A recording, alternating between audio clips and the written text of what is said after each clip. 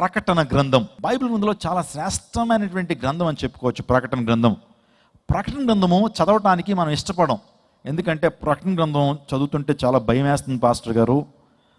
అంతం గురించి రాయబడింది. నిజంగా భూమి అంతం అయిపోతుంది, పంచభూతాలు మిక్కుటమైన వేండ్రతో ఏమైపోయి దినం రాబోతుందని రాయబడుతుంది. అందులో ఉన్నటువంటి సందర్భాలు చాలా భయాన్ని కలిగజేస్తూ ఉన్నాయి. అయినా మాకు అర్థం కావట్లేదు, అందుని బట్టి ప్రకటన గ్రంథం చదవడానికి మేము సాహసం చేయట్లేదండి అని చాలామంది ఉంటారు. ఆలోచన చేయండి, సాతానుగాడు నీ చేత అన్ని గ్రంథాలు చదివిస్తాడు కానీ ప్రకటన గ్రంథం చదివించడు. ఎందుకో తెలుసా? వాడి అంతం అందులో ఉంది. వాడి అంతం అందులో ఉంది కాబట్టి వాడు కొన్ని సందర్భాల్లో మన చేత అవి చదివించడేమో. ఈరోజున ప్రతి క్రైస్తవుడు కూడా ప్రకటన గ్రంథాన్ని గురించినటువంటి వివరాలు తెలుసుకోవాలి.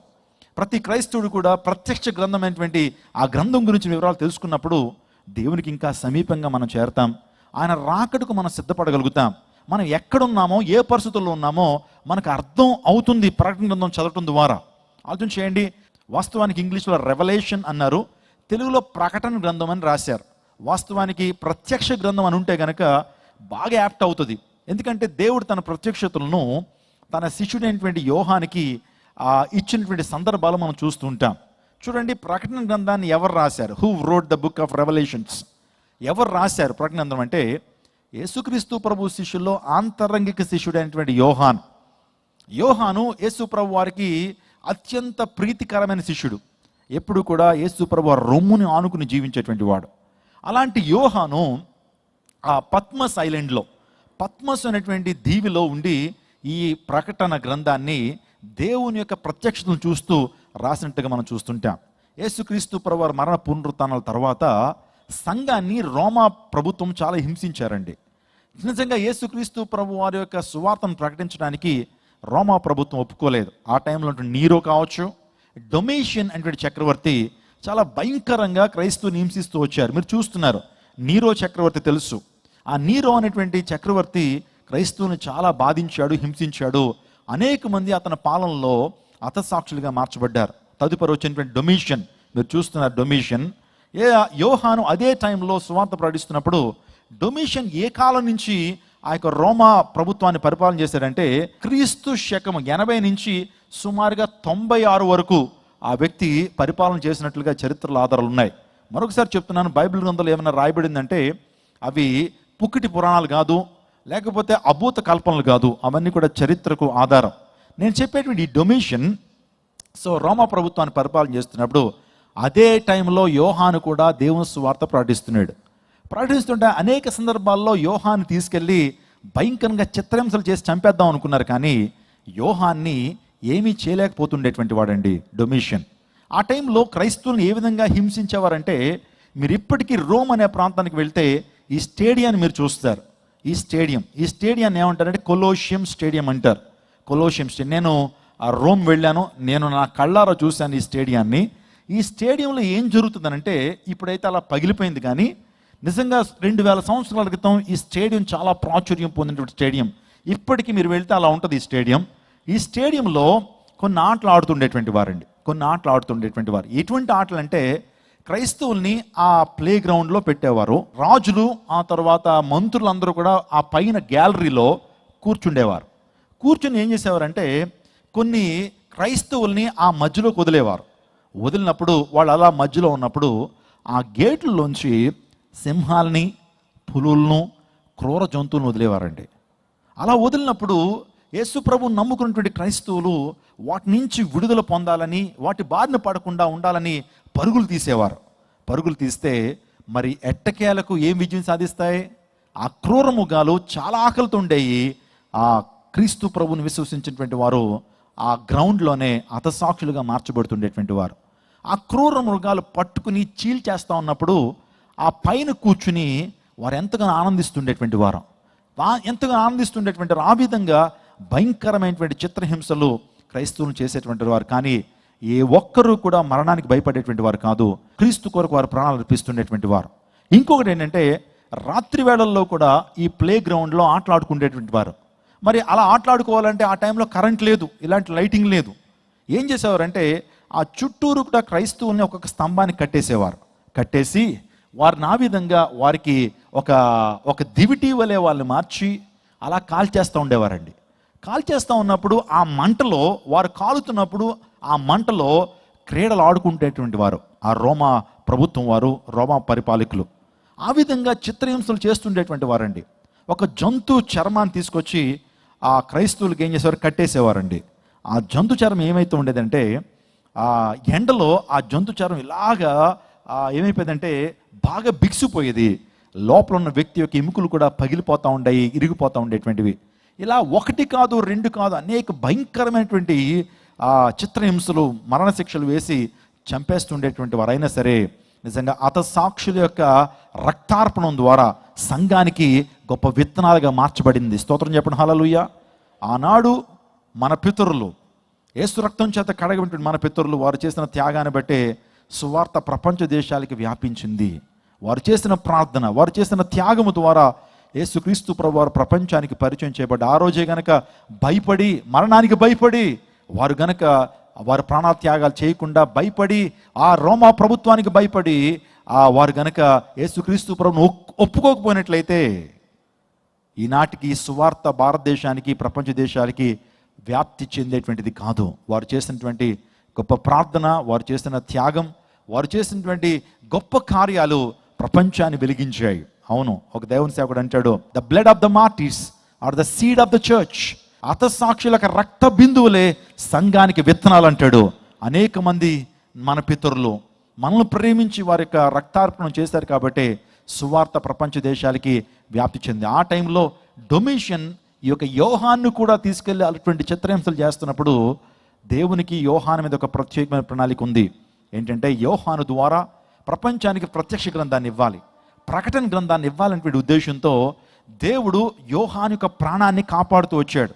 ఎన్నో సందర్భాల్లో చంపడానికి ప్రయత్నం చేశారు, కానీ యోహాను ప్రాణం తీయలేకపోతున్నారు. ఓ సందర్భంలో అన్నట్ట ఇదే డొమిషియన్ సలసలా కాలుతున్నటువంటి ఆ యొక్క నూనె కళాయిలో యోహాను వేశాడట. వేస్తే యోహాన్ అందులో అట్టికే బజ్జీలాగా వేగిపోవట్లేదు, కానీ స్విమ్మింగ్ పూల్లో ఆడుకుంటున్నట్లు ఆడుకుంటున్నాడట. డొమిషియన్కి ఒక విషయం అర్థమైంది, ఈ ప్రపంచంలో ఏ వ్యక్తి, ఈ ప్రపంచంలో ఏ శక్తి, ఈ ప్రపంచంలో ఎవ్వరూ కూడా యోహాను ప్రాణాన్ని తీయలేరు. ఇతని వెనకాల ఏదో అతీంద్రియ శక్తి పనిచేస్తుంది, దైవశక్తి ఇతని వెనకాల ఉంది కాబట్టి ఇతని ప్రాణం మేము తీయలేకపోతున్నాం. మరి ఏం చేయాలి? ఈ వ్యక్తి సువార్త ప్రకటించుకుని ఉండాలంటే ఏం చేయాలంటే ఈ వ్యక్తిని ఒక దీవిలోకి పరవాసిగా పంపించేయాలి. ఏ ఒక్కరూ మనుషులు లేనిటువంటి దీవిలోకి ఇతను పంపించాలనే ఉద్దేశంతో పద్మస్ అనేటువంటి ఒక ఐలాండ్ ఉంది. మనకు అండమాన్ నికోబార్ ఐలాండ్ ఏ విధంగా ఉందో మధ్యధరా సముద్రంలో ఈ యొక్క పద్మస్ అనేటువంటి ఒక దీవి ఉంది. మీరు చూస్తున్నారు. యోహాన్ని ఈ దీవిలోకి పంపించేశారండి. పంపిస్తే అక్కడ మనుషులు ఎవరు ఉండరు, క్రూర మృగాలు, భయంకరమైన సర్పాలు ఇవన్నీ ఉంటాయి. మనుషుని యొక్క జాడ కూడా ఈ యొక్క దీవిలో ఉండదు. అక్కడికి వెళ్ళి ఏడుస్తున్నాడు, అయ్యా ఎందుకయ్యా సేవకు పిలిచింది, నీ శిష్యునిగా అపోస్తులుగా నేను చేసింది ఈ దీవిలోకి పంపించడానిక, అక్కడే చచ్చిపోతును కదా, ఒంటరిగా ఈ జీవితాన్ని ఎలా జీవించమంటారు అని ప్రభు సన్నిధిలో ప్రార్థన చేస్తున్నప్పుడు దేవుడు ఒకరోజు మాట్లాడుతున్నాడు, నిన్ను ఈ ప్రాంతానికి నడిపించడానికి నాకు ఒక ప్రత్యేకమైన ఉద్దేశం ఉంది, నిన్ను ఈ ప్రాంతానికి నడిపించడానికి నాకు ఒక ప్రత్యేకమైన పర్పస్ ఉంది. యోహాను, నువ్వు ఊరికినే ఈ ప్రాంతానికి రాలేదు, నీ ద్వారా ప్రత్యక్ష గ్రంథాన్ని ప్రపంచానికి అందించబోతున్నాను. గట్టిగా చప్పలు కొడుతూ దేవుని మహిమపరచండి. ఈరోజు దేవునికి ఒక ప్రత్యేకమైన ప్రణాళిక నీ జీవితంలో ఉంది. నువ్వు అనుకుంటావు, నేను ఎందుకు ఇలా ఉన్నాను, లేకపోతే ఎందుకు ఈ కుటుంబంలో పుట్టాను, నా జీవితం ఎందుకు ఇలా ఉంది అని అనుకుంటున్నావు కదా. నువ్వు ఒక కారణ జన్ముడివి, నువ్వు ఒక కారణ జన్మురాలివి. ఈ రోజున ఎప్పుడూ కూడా నీ జీవితాన్ని బట్టి ఎప్పుడు చింతించొద్దు. దేవుడు ఈ కుటుంబంలో నన్ను పుట్టించాడు, ఈ కలర్ నాకు ఇచ్చాడు, ఈ హైట్ నాకు ఇచ్చాడు, ఎందుకు ఈ జీవితాన్ని ఇచ్చాడని ఏనాడు కూడా దేవుని ప్రశ్నించొద్దు. దేవునికి నీ పట్ల ఒక ప్రత్యేకమైన ప్రణాళిక ఉన్నది. నువ్వు కారణ జన్ముడువు, నువ్వు కారణ జన్మురాలివి. ఈ ప్రాంతంలో దేవుని నడిపించాడంటే కూడా దేవునికి ఒక ప్రత్యేకమైన ప్రణాళిక నీ జీవితం పట్ల ఆయన కలిగి ఉన్నాడు. యోహాను అలా ఏడుస్తున్నప్పుడు దేవాదేవుడు ప్రత్యక్ష గ్రంథాన్ని, ప్రత్యక్షతలను దేవాదేవుడు ఆ యోహానికి ఇచ్చాడు. ప్రకటన గ్రంథము, ప్రత్యక్ష గ్రంథం అంటే ఓ మాట చెప్పాలంటే అన్వేలింగ్ అని అర్థం. అందరూ చెప్పండి, అన్వేలింగ్, ముసుగు తీయుట, లేకపోతే తెర తీయుట, తెర తీయుట అని అర్థం. చూడండి, కొంతమంది రాజకీయవేత్తలు కొన్ని స్టాచ్యూలు ఉంటాయి, అంటే అంబేద్కర్ విగ్రహం కావచ్చు, గాంధీ విగ్రహం కావచ్చు, కొన్నిసార్లు వాళ్ళు ఏం చేస్తూ ఉంటారంటే ఆ తెర తీస్తూ ఉంటారు. మీరు చూస్తున్నారు కదండి, దాన్ని అన్వేలింగ్ అంటారు. ప్రకటన గ్రంథం అంటే కూడా ఏంటంటే అన్వేలింగ్, తెర తీయుట, తెర తీయటం అని అర్థం. రీసెంట్గా మా విజయవాడ పట్టణంలో మన రాష్ట్ర ముఖ్యమంత్రి గారు భారతదేశంలోనే అతిపెద్ద అంబేద్కర్ విగ్రహాన్ని ఆవిష్కరించారు. ఆయన తెరదీశారు. The world tallest Ambedkar statue to be unveiled in Vijayawada. విజయవాడలో ఒక పెద్ద స్టాచ్యూనికి తెరదీశారు. అప్పుడు తెరదీసినప్పుడు అందరికీ కూడా క్లియర్గా ఆయన విగ్రహం కనబడింది. ఇప్పుడు ప్రకటన గ్రంథం అంటే కూడా అర్థం ఏంటంటే అన్వెయిలింగ్, అంటే తెర తీయుట. దేవుడు చాలా ప్రత్యక్షతలను మానవ జాతికి ఇవ్వటం కొరకు యోహాన్ని ఎంపిక చేసుకున్నాడు. ఏంటి ప్రత్యక్ష గ్రంథంలో యేసుక్రీస్తు ప్రభువారు ఏమి ప్రత్యక్షతలు ఆ యోహానికి ఇచ్చాడనంటే మూడు అంశాలు. ఒకటి, యేసుక్రీస్తు ప్రభు యొక్క మహిమ సౌందర్యం. యేసుక్రీస్తు ప్రభు యొక్క మహిమ ఆయన చూపించాడండి. ఎవరికి? యోహానికి. యేసుక్రీస్తు ప్రభు యొక్క మహిమ సౌందర్యం, ఆయన యొక్క గొప్పతనం, ఆయన యొక్క గొప్ప మహిమను యోహానికి దేవాదేవుడు చూపించాడు. అందుని బట్టి ఆయన తెరదీశాడు. రెండోదిగా మనం ఆలోచన చేస్తే మీరు చూస్తున్నారు, ఆనాటి 7 సంఘాల యొక్క చరిత్ర మనం చూస్తుంటాం. ఎఫెసీ, స్ముర్నా, పెర్గము, థుయితైరా, సార్దీస్, ఫిలదెల్ఫియా, లవోదేకియా. ఈ 7 సంఘాల యొక్క వివరణ ఆనాటి పరిస్థితుల్ని చాలా క్లియర్గా మాట్లాడుతూ వచ్చాడు. ఈనాడు సంఘాలు కూడా అవి సాదృశ్యంగా ఉన్నాయి, 7 సంఘాలు. ఆ తర్వాత మూడోదిగా మనం చూస్తే యేసుక్రీస్తు ప్రభు యొక్క రాకడ సంభవాలు మరియు పరలోక సంభవాల్ని మనము ప్రకటన గ్రంథంలో మనం చూడగలుగుతాం. మొదటి అధ్యాయంలో మనం చూస్తే మొదటి 2 అధ్యాయంలో యేసుక్రీస్తు ప్రభు యొక్క మహిమ సౌందర్యం, ఆయన యొక్క ప్రత్యక్షత, ఆయన యొక్క దైవత్వము, ఆయన యొక్క మహిమ యోహానికి దేవుడు చూపించాడు. రెండోదిగా 7 సంఘాల యొక్క పరిస్థితిని దేవాదేవుడు క్లియర్గా యోహానికి చూపించాడు. ఆ తర్వాత 4వ అధ్యాయం నుంచి చిట్ట అధ్యాయం వరకు యేసు ప్రభు వారు ఈ లోకానికి వచ్చిన తర్వాత, రాకడ తర్వాత జరిగేటువంటి సంభవాల్ని, పరలోక రాజ్యంలో జరిగే సంభవాల్ని చాలా క్లియర్గా, నిజంగా ఈ రోజున ఎలా స్క్రీన్లో మనం చూస్తూ ఉన్నామో దేవాదేవుడు అట్టి రీతిలో ఆ యోహానికి చూపించినట్లుగా మనం చూస్తూ ఉంటాం. చూడండి, ఈ యొక్క ప్రత్యేకమైన సమయంలో దేవునికి ఒక ప్రత్యేకమైన ప్రణాళిక ప్రతి ఒక్కరి జీవితంలో ఉంటుంది. యోహాను పట్ల దేవునికి ఒక ప్రత్యేక ప్రణాళిక ఉంది కాబట్టి పద్మస్ అనే దీవికి అతను నడిపించి ప్రపంచానికి ప్రత్యక్ష గ్రంథాన్ని ప్రభు ఇచ్చాడు. ఈ ప్రత్యేకమైన సమయంలో నేను ప్రకటన గ్రంథం 5వ అధ్యాయం సందర్భాన్ని మీతో మాట్లాడడానికి ఇష్టపడుతున్నాను. ప్రకటన గ్రంథము 5వ అధ్యాయం ఒక్కసారి తీయండి. ఈ రోజున 5వ అధ్యాయం శ్రేష్టమైనటువంటి గంభీరమైనటువంటి విషయాలు, భావగర్భితమైనటువంటి విషయాలు ఈ రాత్రికాల సమయంలో మనం వినబోతున్నాం. చాలా జాగ్రత్తగా మీరు వినండి. నిజంగా ఈ యొక్క వర్తమానం మీ యొక్క ఆధ్యాత్మిక జీవితానికి చాలా దీవెనకరంగా ఉండబోతా ఉంది. 5వ అధ్యాయము మొదటి నుంచి కొన్ని వచనాలు నేను చదువుతాను. మరియు లోపటను వెలుపటను రాత కలిగి 7 ముద్రలు గట్టిగా వేసి ఉన్న ఒక గ్రంథము సింహాసనం ముందు ఆసీనుడైన వాడిని కుడి చేత చూచితిని. మరియు దాని ముద్రలు తీసి ఆ గ్రంథం ఇప్పుడుకు యోగ్యుడెవడైనో బలిష్ఠుడైన ఒక దేవదూత బిగ్గరగా ప్రచురింపగా చూచితిని. అయితే పరలోకమందు కానీ భూమి మీద కానీ భూమి కింద కానీ ఆ గ్రంథం ఇప్పుడుకైనను చూచుటికైనా ఎవరికి నీ శక్తి లేకపోయిను. ఆ గ్రంథం ఇప్పుడుకైనా చూచుటికైనా యోగ్యుని కనబడినందున నేను బహుగా ఏడ్చుచుండగా ఆ పెద్దల్లో ఒకడు ఏడవకము, ఇదిగో దావీదుకు చిగురును యోధా గోత్రపు సింహము 7 ముద్రలను తీసి ఆ గ్రంథం ఇప్పుడుకై జయం పొందిన నాతో చెప్పాను. మరియు సింహాసనమునకును ఆ 4 జీవులకును పెద్దలకును మధ్య వధింపబడినటువంటి గొర్రెపిల్ల నిలిచుండి చూచితిని. ఆ గొర్రెపిల్లకు 7 కొమ్ములను 7 కన్నులు ఉండెను. ఆ కన్నులు భూమి అంతటను పంపింపబడిన దేవుని 7 ఆత్మలు. ఆయన వచ్చి సింహాసనం ముందు ఆసీనుడైన కుడి చేతులు ఆ గ్రంథము తీసుకునేను. అక్కడ దాన్ని తీసుకున్నప్పుడు ఆ 4 జీవులను, వీణలను, ధూపద్రవ్యములతో నిండిన సువర్ణ పాత్రలను పట్టుకుని ఉన్న ఆ 24 పెద్దలను ఆ గొర్రెపిల్ల ఎదుట సాగిలపడిరి. ఆ పాత్రలు పరిశుద్ధుల ప్రార్థనలు. చాలా జాగ్రత్తగా వినండి. మీరు యొక్క విషయాన్ని స్క్రీన్లో చూస్తూ మీరు వింటారో, పరలోక రాజ్యంలో ఒక ప్రత్యక్షతను యోహాను చూస్తున్నాడు. పరలోక రాజ్యాన్ని ప్రభువు చూపిస్తున్నప్పుడు పరలోక రాజ్యంలో దేవునితో పాటు చాలామంది ప్రముఖులు పరలోక రాజ్యులు ఉన్నారు.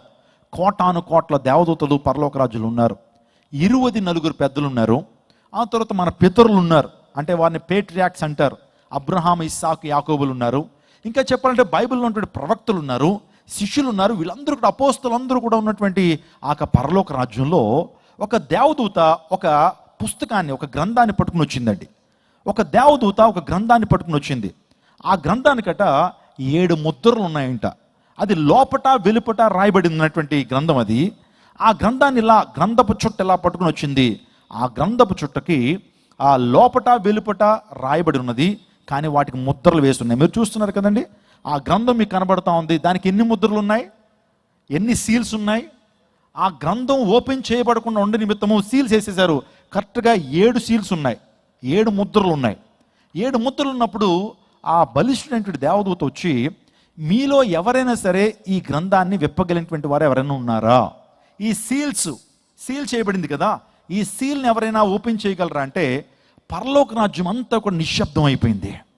ఎందుకంటే ఎవరు ఓపెన్ చేయలేమంటున్నారు. పరలోక రాజ్యంలో కోటాను కోట దేవదూతలు ఉన్నారు. సెరాపులు, కెరూబులు అనేటువంటి వారు ఉన్నారు. రఫాయేల్, గాబ్రియేలు ఇలాంటి వారు, మికాయేల్ లాంటి వారు గొప్ప గొప్ప ప్రధానమైనటువంటి దేవదూతలు పరలోక రాజ్యంలో ఉన్నారు. వారు మేము ఓపెన్ చేయలేం, మేము ఈ గ్రంథాన్ని విప్పలేమంటున్నారు. ఆ తర్వాత పరలోక రాజ్యంలో ఇంకెవరు ఉన్నారు? మన పితరులైనటువంటి అబ్రహాం, ఇస్సాకు, యాకోబులు. వారిని ఏమంటారే పేట్రియాక్స్ అంటారు. వాళ్ళని పేట్రియాక్స్ అంటారు, మన పితరులు. మీరు చూస్తున్నారు the 3 patriarchs, Abraham, Isaac and Jacob. వీరు పితరులైతే వారు కూడా ఓపెన్ చేయలేమంటున్నారు. ఆ తర్వాత ఇంకా పరలోక రాజ్యంలో ఎవరున్నారు? 24 పెద్దలు ఉన్నారు. మీరు చూస్తున్నారు 24 పెద్దలు ఉన్నారు. వారి చేత కూడా కావట్లేదు, వారు కూడా యోగ్యులుగా ఎంచబడట్లేదు. ఆ తర్వాత అపోస్తలులు ఉన్నారు, యేసు ప్రభు శిష్యులు అపోస్తలులు ఉన్నారు, వారి వల్ల కావట్లేదు. ఇంకా పరలోక రాజ్యంలో ఎవరు ఉంటారు? మానవులుగా మనం ఉంటాం కదా. పరలోక రాజ్యంలో అనేక మంది గొప్ప గొప్ప సైంటిస్టులు ఉన్నారు. రాజ్యాన్ని పరిపాలన చేసే రాజ్యాధికారులు కలిగినటువంటి రాజులు పరలోక రాజులు ఉంటారు. వాళ్ళ వల్ల కూడా సాధ్యపడలేదు. సోల్మన్ లాంటి వాడు, ఆ తర్వాత ఎరోబాము లాంటి వాడు, రెహబాము లాంటి వాడు, ఇంకా పరిశుద్ధ గ్రంథంలో ఉన్నటువంటి రాజులందరూ కూడా అక్కడ ఉన్నారు. కానీ ఏ ఒక్కరి వల్ల కూడా ఆ గ్రంథాన్ని విప్పటానికి యోగ్యుడెవడను లేకపోయేసరికి దేవదూత చెప్తుంది, ఏ ఒక్కరూ లేరా? ఆ గ్రంథాన్ని విప్పేటువంటి వారు, యోగ్యత సంపాదించినటువంటి వారు ఎవరు లేరా? ఆ గ్రంథము బంధించబడింది, ఆ గ్రంథము ఆ సీల్ చేత బంధించబడింది. దాన్ని విప్పగలిగినటువంటి వాడు ఎవరు లేరా అంటే ఎవరు కనపట్లేదండి. అప్పుడు ఆ టైంలో యోహాను బహుగా ఏడుస్తున్నాడు. ఎందుకో తెలుసా? ఆ గ్రంథం విప్పబడకపోతే నాకు పరలోక రాజ్యం యొక్క సంభవాలు, 5వ అధ్యాయం నుంచి సంభవాలు నాకు తెలియవు. ఇప్పుడు ఆ గ్రంథం విప్పబడితేనే కానీ అందులో ఉన్నటువంటి విషయాలు ఏంటో నాకు తెలుస్తాయి అని చెప్పి బహుగా ఏడుస్తున్నాడు. మరియు లోపట్నం వెలుపట్నం రాత కలిగి 7 ముద్రలు గట్టిగా వేసుకుని ఒక గ్రంథము. ఎవరు ఈ గ్రంథము? దేనికి సాదృశ్యము అని ఆలోచన చేస్తే ఈ గ్రంథము దేనికి సాదృశ్యం అని అంటే కనుక, నేను సువార్త కొరకు ఈ యొక్క పాఠ్యభాగాన్ని ఈ విధంగా నేను చెప్పడం జరుగుతూ ఉంది. ఆ గ్రంథము నువ్వు నేనే. ఆ గ్రంథం ఎవరో తెలుసా? నువ్వు నేనే. ఈరోజున ప్రతి మనిషి కూడా 7 బంధకాల చేత బంధించబడి ఉన్నాడు. ప్రతి మనిషి కూడా ఏదో బంధకాల చేత బంధించబడి ఉన్నాడు. మీరు జాగ్రత్తగా మగ్దలేనా మరియ గురించి మీరు చదివితే కనుక 7 దయ్యములు వదిలిపోయిన మగ్దలేనా అనబడిన మరియా అనే మాట పరిశుద్ధ గ్రంథంలో మనం చూస్తూ ఉంటాం. లూకాసు వార్త 8వ అధ్యాయం 2వ వచనంలో దయ్యముల చేత లేకపోతే 7 దురాత్మల చేత బంధించబడింది. ఈ రోజుల్లో కూడా మనందరూ కూడా బంధించబడినటువంటి వ్యక్తులమే. మనం విచిత్రమైన బానిసలం. పైకి మాత్రం స్వతంత్రం మనం చెప్పుకుంటాం, కానీ మనలో స్వాతంత్రం లేదు. ఏదో రకమైన బంధకాలు మనల్ని బంధించినాయి. మానవుడు ఈరోజు బంధించబడ్డాడు. మనం స్వతంత్రులమని చెప్పి రిపబ్లిక్ డేలు చేసుకుంటాం, ఆగస్టు 15 చేసుకుంటాం, మేము స్వతంత్రులమని. కానీ రాజకీయపరమైన స్వాతంత్రం మనిషికి వచ్చింది, కానీ ఆధ్యాత్మిక స్వాతంత్రం మనిషికి లేదండి. గాంధీ అంటాడు 1947 ఆగస్టు 14వ తారీఖు రాత్రి భారతదేశానికి స్వాతంత్రం వచ్చింది బ్రిటిష్ వారి యొక్క పాలన నుంచి. గాంధీ వెంటనే ఒక స్టేట్మెంట్ ఇస్తాడు, ఇది కాదయ్యా నిజమైన స్వాతంత్రం. ఒక స్త్రీ అర్ధరాత్రి వేళ భారతీయ రోడ్ల మీద ఎంతో ఆనందంగా, సంతోషంగా, ధైర్యంగా, నిస్సంకోచంగా అర్ధరాత్రి రోడ్ల మీద ధైర్యంగా తిరిగినప్పుడే భారతదేశానికి స్వాతంత్రం వచ్చినట్లు అన్నాడు. ఆలోచన చేయండి. అర్ధరాత్రి కాదు, నడి రోడ్డు మీద ఒంటరిగా తిరగలేనటువంటి పరిస్థితులు మన భారతదేశంలో ఉన్నాయి. భారతదేశానికి స్వాతంత్రం వచ్చిందా? స్త్రీకి స్వాతంత్రం ఉందా? ఆమె నడుస్తూ ఉన్నప్పుడు అనేక మంది కామపు చూపులు, అనేక మంది కామపు కళ్ళు ఆమె మీద పడతా ఉన్నాయే. నిర్భయంగా నడవలేదు, సంతోషంగా నడవలేదు. ఎవరు నన్ను చూస్తున్నారో, ఎవరి కనులు నా మీద పడుతున్నాయనేటువంటి అభద్రతా భావంతోనే ఈ రోజున భారతీయ స్త్రీ నడుస్తూ ఉంటుంటే ఆనాడు గాంధీ చెప్పాడు, అదా నిజమైన స్వాతంత్రము. ఈ రోజున మనిషి బంధకాల్లో ఉన్నాడండి. మగ్దలేనా మరియా బంధకాలతో బంధించబడింది. ఈ రోజున నీవు కూడా ఏదో రకమైన బంధకాలతో నుండి ఈ ప్రాంతానికి వచ్చావు. ఏదో రకమైన బంధకాలు నీకున్నాయి. దేవుని లేఖనం చెప్తుంది, పాపం అనే బంధకాలు ఉన్నాయి మనకి. ఏ భేదము లేదు, అందరూ పాపము చేసి దేవుడు అనుగ్రహించి మహిమను పొందలేకపోతున్నారు. All have sin and come short the glory of God. ప్రతి ఒక్కరిని కూడా పాపం బంధించి ఉంచింది. ప్రతి ఒక్కరిలో కూడా పాపం ఏలుబడి చేస్తూ ఉంది. అందుని బట్టి ఉదయాన్నే లేచి నేను పాపంలో పుట్టాను, పాపంలో పెరుగుతున్నాను, పాపంలో చనిపోతున్నానని ఉదయాన్నే లేచి సంధ్యావందనం చెప్తూ ఆ శ్లోకాన్ని చెప్తాడు. పాపోహం పాపకర్మ పాపాత్మ పాప సంభవామి త్రాహిమాం యుగే యుగే అన్యదా శరణం నాస్తి తుమామ శరణం మమ. ఓం శాంతి, ఓం శాంతి, ఓం శాంతి. పాపంలో మనం బంధించబడ్డాం. ఈరోజు ఏదో రకమైన పాపాన్ని బట్టి నువ్వు బంధించబడ్డావు. ఒకవేళ పైకి సంస్కారవంతుడిగానే కనబడచ్చు, కానీ రహస్య పాపాలు నీలో నాలో ఉన్నాయి. ఈరోజు నా మనిషి బంధకాల చేత బంధించబడ్డాడు. ఈరోజు నా బంధకాల నుంచి విడుదల పొందాలి, ఆ బంధకాల నుంచి విడుదల పొందాలి. ఈ యొక్క మగ్దలేన మరియ కూడా ఎన్ని దయ్యాల చేత పీడించబడిందట? 7 దయ్యముల చేత పీడించబడింది. అంటే 7 ముద్రలు ఆమెకు వేయబడ్డాయి. నీ జీవితం కూడా ముద్ర వేయబడిన పరిస్థితుల్లో ఉన్నట్లయితే ఈరోజు నీకు విడుదల ఉంది యేసు దగ్గర. పాప బంధకాలు ఈ రోజున మనిషి 6 అడుగులు ఉంటాడు, 6 అంగుళాల సిగరెట్కి బానిస అయిపోతాడు, మద్యపానానికి బానిస అవుతుంటాడు, మోహపు చూపుకు బానిస, వ్యభిచారానికి బానిస, ఏదో రకమైన బానిసత్వం మనుషులు ఏలుబడి చేస్తూ ఉంది. ఈరోజున విడుదల కావాలి. అందరూ బట్టి దేవుని లేఖనం చెప్తుంది, పాపం వల్ల వచ్చేటువంటి జీతము మరణం. అందరూ పాపం చేసి దేవుడు అనుగ్రహించి మహిమను పొందలేకపోతున్నాం. మనందరిలో కూడా పాప బంధకాలు ఉన్నాయి. మనం పుట్టుకతోనే పాప బంధకాలతో మనం పుట్టాం. మనలో జన్మ కర్మ పాపాలు ఏలుబడి చేస్తున్నాయి. బంధకాలు, ఏదో రకమైన బంధకం మన జీవితాలు ఏలుబడి చేస్తుంది. రెండోదిగా సాతాను చేత బంధించబడ్డాం. మనం సాతాను చేత బంధించబడి ఈరోజు సాతానుడు మనల్ని బంధిస్తూ ఉన్నాడు. దురాత్మ శక్తుల ప్రభావము, ఏదో రకమైనటువంటి బంధకాల చేత సాతానుడు మనల్ని బంధించేస్తున్నాడు. ఈరోజున ఆ బంధకాల నుంచి నీకు నాకు విడుదల కావాలి. ఇంకా మనం ఆలోచన చేస్తే గెరాసీనుల దేశంలో ఒక యవనస్తుడున్నాడట, దాన్నే గదరీనుల దేశం అన్నారు. అక్కడ యవనస్తుడున్నాడట, ఆ వ్యక్తి దయ్యముల చేత పీడించబడుతున్నాడు. దయ్యముల చేత పీడించబడుతున్నాడు కాబట్టి ఆ వ్యక్తి ఎక్కడ నివసిస్తున్నాడు అని ఆలోచన చేస్తే శ్మశాన వాటికల్లో నివసిస్తున్నాడట. రెండోదిగా ఆ వ్యక్తి బట్టలు కట్టుకోవట్లేదంట. మూడోదిగా రాళ్ళు తీసుకుని తన శరీరాన్ని తనే గాయపరుచుకుంటున్నాడు. అంటే దురాత్మ చేత నింపబడేటువంటి వ్యక్తి, ఆ వ్యక్తి సమాజంలో సభ్యతా సంస్కారం సమాజంలో ఆ వ్యక్తి నివసించడు. ఎక్కడుంటాడంటే ఒంటరిగా జీవించాలనుకుంటాడు, ఒంటరిగా శ్మశాన వాటికల్లో నివసించాలనుకుంటాడు, ఒంటరిగా తలుపులు వేసేసుకుంటాడు, ఒంటరిగా జీవిస్తాడు. రెండోదిగా తన శరీరాన్ని తనే గాయపరుచుకుంటాడు. ఈరోజు ఎంతమంది ఈ రోజున తమ శరీరాన్ని తామే గాయపరుచుకుంటున్నారు? నువ్వు అనుకుంటున్నావు ఒక సిగరెట్ నువ్వు తాగుతున్నావు కదా, ఆ సిగరెట్ తాగడం ద్వారా ఒక్కసారి నువ్వు పఫ్ తీసుకుంటావు, ఒక్కసారి ఇలా పీల్చుతావు కదా, పీల్చినప్పుడు ఆ సిగరెట్లో ఉండే పొగ నీ శరీరంలోకి వెళ్తుంది. నీ ఊపిరితిత్తులోకి వెళ్ళినప్పుడు నీ శరీరంలో 400 రక్త కణాలని వెంటనే చంపేస్తుంది. అర్థమైందండి? నువ్వు సిగరెట్ తాగేటువంటి వ్యక్తివి అయితే ఒక్క పఫ్ ఒక్కసారి ఇలా పీల్చడం ద్వారా నీ శరీరంలో ఉన్నటువంటి 400 రక్త కణాలు చచ్చిపోతాయండి. అంటే సిగరెట్ని ఒకసారి 10 పఫ్లు తీస్తున్నావు అనుకోండి, 10 సార్లు పీల్చుతున్నావు అనుకోండి, అంటే 400 × 10 ఎంత అయింది? 400 × 10 ఎంత అయింది? 4000 రక్త కణాలు నీ శరీరంలో ఏమైపోతున్నాయి? అప్పటికప్పుడు చచ్చిపోతున్నాయి. అంటే నీ శరీరాన్ని సిగరెట్ కాల్చడం ద్వారా నువ్వు గాయపరచుకోవట్లేదా? ఒకవేళ వ్యభిచార పాపం చేస్తూ నీవు ఒకవేళ నీ శరీరాన్ని నువ్వు పాడు చేసుకోవట్లేదా? అనేక సుఖ రోగాలు కావచ్చు. ఈ ప్రపంచంలో HIV అనేటువంటి ఒక రోగం ఉంది, ఎయిడ్స్ అన్నారు, ఎక్వైర్డ్ ఇమ్యూనో డెఫిషియన్సీ సిండ్రోమ్.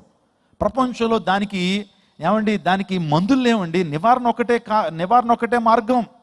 ప్రపంచంలో ఎయిడ్స్ అనేటువంటి వ్యాధి రావడానికి కారణం ఏంటి? విచ్చలవిడి లైంగిక పాపం కాదా? వ్యభిచార పాపం కాదా? ఆలోచన చేయండి. అవి వాడండి ఇవి వాడండి అంటారు, కానీ పాపం చేయొద్దు అని ఏ గవర్నమెంట్ అన్నా చెప్తారా? మీరు పాపం చేయొద్దు అని చెప్పేటువంటి గవర్నమెంట్ ఎవరు ఉన్నారా? ఎవరు చెప్పరండి. పాపం చేయొద్దని చెప్పేటువంటి వాడు దేవుని సేవకుడు మాత్రమే. గట్టిగా చప్పలు కొడుతూ దేవుని మహిమపరచండి. ఆ రోగాన్ని బారిన పడకూడదంటే మీరు పాపం చేయొద్దు, నీతిగా బ్రతకండి అని చెప్పేటువంటి వారు దేవుని సేవకులు, దేవుని వాక్యం. మనిషి గాయపరచుకోవట్లేదా? ఒక్కసారి క్యాన్సర్ వార్డులకు వెళ్ళండి, ఒకసారి ప్రభుత్వ హాస్పిటల్లో ఆ యొక్క క్యాజువాలిటీ వార్డులోకి వెళ్ళండి.